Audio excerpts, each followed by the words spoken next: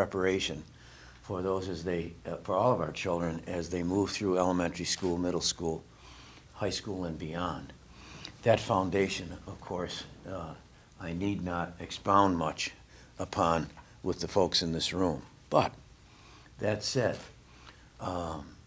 nonetheless, what may be obvious to us from a political standpoint is something that needs repetition. The iron rule of politics, and Jill will affirm this to me, is that it's the obvious you have to repeat again and again, because in many instances it's the obvious that we take most for granted and thus forget first. We know, we happy few, right? That kind of thing. We know what it's about, and it's always kind of astonishing to find out that many people don't. Not because they willfully ignore it or are uninterested. It's simply not necessarily within the range of the everyday demands and responsibilities that they have. And in many respects, I think, particularly where this bill in mandatory kindergarten is concerned, it's justifiable for a very simple reason. They expect those of us who have direct responsibility for it to do the work, do the job, to make the decisions, to implement the programs, to understand what's necessary to be accomplished on their behalf, whether as citizens, as taxpayers, as parents, community members, etc. They depend on those of us who have the direct responsibility to act accordingly. And in this instance, while the numbers of children may not be large with respect to those entering kindergarten, the fact that we are addressing what is clearly a gap situation is very, very important, because it means we are crossing all the T's and dotting all the I's where this responsibility is concerned. So I'm delighted to have this opportunity, and I think I've really given a very brief but kind of eloquent summary of what it is. And the reason I'm congratulating myself on that is I keep hoping that Representative Ono will be able to get up and come through the door before we actually get to some of the signing and so on. So before we get to the signing then, I'm going to ask some of the other folks that have this direct responsibility I just spoke about to come up and say some words for the record, and to codify, if you will, what this work effort has been all about. And I'd like to start with Senator Jill Takuda. See? And she's going, what, me? I just got, I think it's important for you. Oh, please, absolutely, Jill.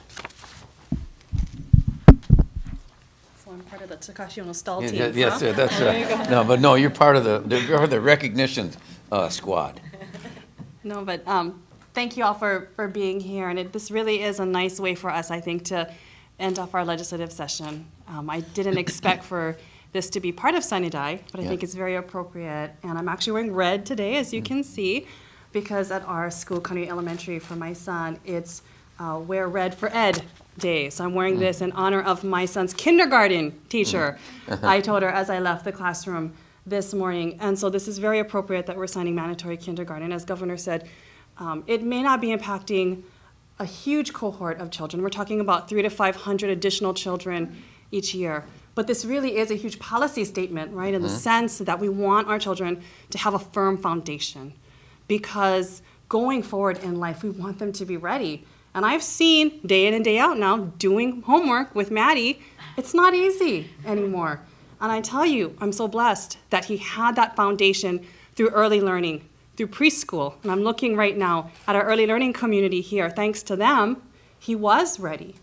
But we want to make sure every single child, no one's left behind, has that foundation in kindergarten, so that going forward throughout the years, there's no doubt that they'll have every opportunity to succeed. So this isn't just about making sure that everyone goes to kindergarten. It's that they have that quality experience. And so I'm very glad that we're here today to put this policy statement into law.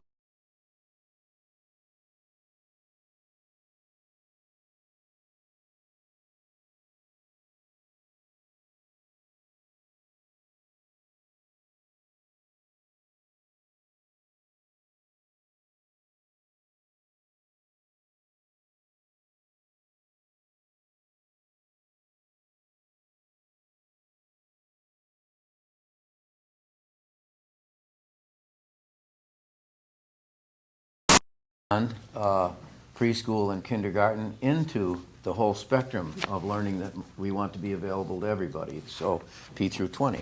Right. Thank you so much. And I was so pleased to hear the governor start off his speech today talking about the entire educational spectrum, because we know that right now the signing is for full-day kindergarten, but it's really a building block, as Senator mentioned, towards a lifelong learning. And kindergarten really sets the foundation so that our keiki are ready for 1st through 12th grade, but also are ready for higher education and beyond. Many of you may not be aware that Hawaii has a statewide goal of 55 by 25, which is that 55% of working age adults would have a college degree by the year 2025. And in order for our students to be prepared for a college degree, they need to have the building blocks of success so that they can be ready for their next phase of education. We at Hawaii P20, we have been fortunate enough to run 5 demonstration communities, bringing early learning providers together with elementary school teachers so that they can smoothen the pathway for children to be ready for kindergarten and beyond. And so I just see this as an extension of the good work that's already done, and I'm so pleased that the governor and our legislature is supportive of this effort. Thank you. So Gigi, I think it's time for you to come up and cement this foundation we've set, and then we're going to ask Representative Ono to come up and bookend what Jill has said. Sure. Thank you. And as Director of the Executive Office on Early Learning, our office is charged with making sure children are ready for kindergarten. And that's not just me personally, but all of the people I'm looking at, the whole early childhood community. But we know that once we get them ready, we want to move them to the next step. We want them to go to kindergarten. We want to value kindergarten. We know that's a critical next step. So today it's just wonderful to really being able to say kindergarten matters. Kindergarten's important. Today I saw a group of kindergarteners from Sunset Beach walking around. They unfortunately had to get back on their bus to get back home. It's a long ride. But this is what it's about. It's celebrating all of the work those teachers do, all of those experiences those children have. And so we're just grateful for today. And I just want to thank everybody for being here today. And I guess. I'm going to ask, Thank you you. very much, Gigi, please stay. And I'm going to ask Takashi to come up and as I said, bookend, Jill said wonderful things about you. As a matter of fact, virtually everything, you weren't named, of course, but it was clearly all about you as to what this means today. Adopt her words. Well, I'd like to keep it short. Unlike many of my colleagues, I prefer it short and simple. We just wrapped up our final session for the 2014 legislative year.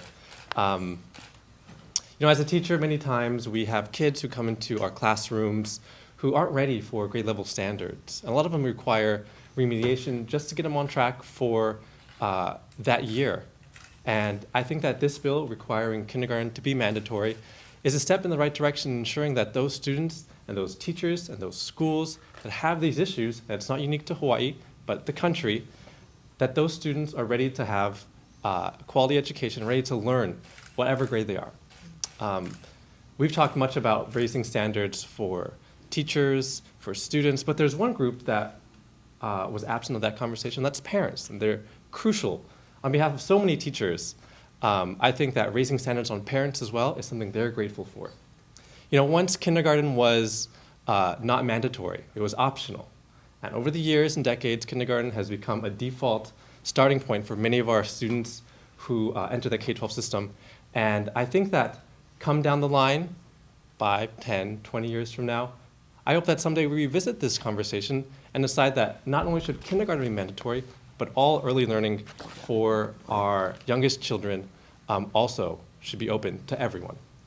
With that, I'd like to thank my chair, Chair Takumi, Chair Takuda, and the governor for spearheading this. Thank you, Governor. Thank you very much. And if you'll come over here.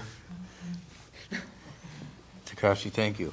Now, none of this could have been accomplished. I've already mentioned Chairman Horner, who is, as you know, a very shy and retiring person, and so has refused to come further for a very simple reason. He has ceded his spot to the person who has led this from the very beginning and been the fulcrum, if you will, upon which our success with this bill and with this proposal for kindergarten to be mandatory. Couldn't have moved this far, and without whose leadership it will not succeed. It's really a pleasure, as well as a distinct privilege for me to introduce the superintendent of schools, Kathy Matioshi. Thank you, Governor. Congratulations, Kathy. Well, I'm pleased to be here. I think everyone said an awful lot about the importance of early education and how kindergarten, making it mandatory, is a real policy statement about the importance of the early years. For me, when I hear Senator Tokuda speak about Maddie being in kindergarten, I realize that I was on the Good Beginnings Alliance board when my daughter was in preschool. And she is graduating from high school now. It's been a long journey, and there are many children who have not had the benefit that my child, that the senator's child, that many children have of having that quality early education experience and a really great kindergarten experience. So I'm really pleased, I'm delighted. I think it's a wonderful policy statement about the importance of those very, very early years to the entire K-12 system. Yeah. So thank you. I can't tell you what a pleasure it is to be able to work with you, Kathy. Thank you. Really, I'm sure I speak for everybody here. Thank you. Now, I'm going to sit to do this. So I'm going to have my chair come forward so everybody can stand around it. I think we're ready to move on signing the bill. And I waited for this moment because I have to announce a conflict of interest. I'm going to sign the bill by stating my conflict of interest. And of course, what my conflict of interest is my mother would be very, very proud to have me signing this bill today, because I remember very, very clearly in Buffalo, New York, in the middle of winter, getting up with my brother in the dark so that we would go out the door into the garage and get the shovels when it had snowed all night to shovel a path to my grandpa's Packard, which my little tiny 5-foot mother was driving. She could hardly see over the dashboard of that Packard. And we would shovel a path in the snow so my mom could get to the car because she was on her way to teach kindergarten. My mother was a kindergarten teacher back in the days when it was not unusual to have 75 children in your kindergarten classes during the day, when they were doing double shifts in the public schools in Buffalo, just in the aftermath of World War II.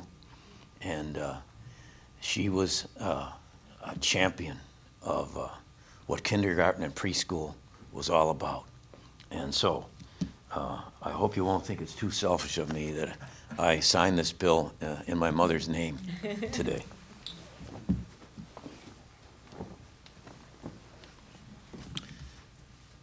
So for Vera June Abercrombie and all the kindergarten teachers throughout the state of Hawaii and the entire country.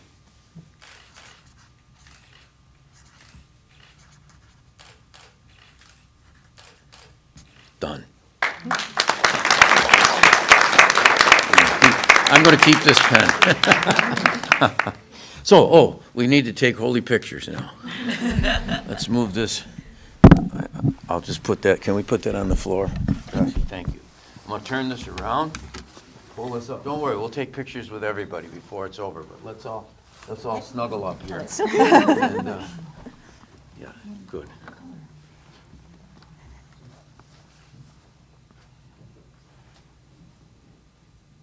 Okay, right here. 1, 2, 3. 1 water. 1, 2, and 3. Okay. Let's turn this, let's put the chair back, and then we'll take a standing picture, okay? And then we'll get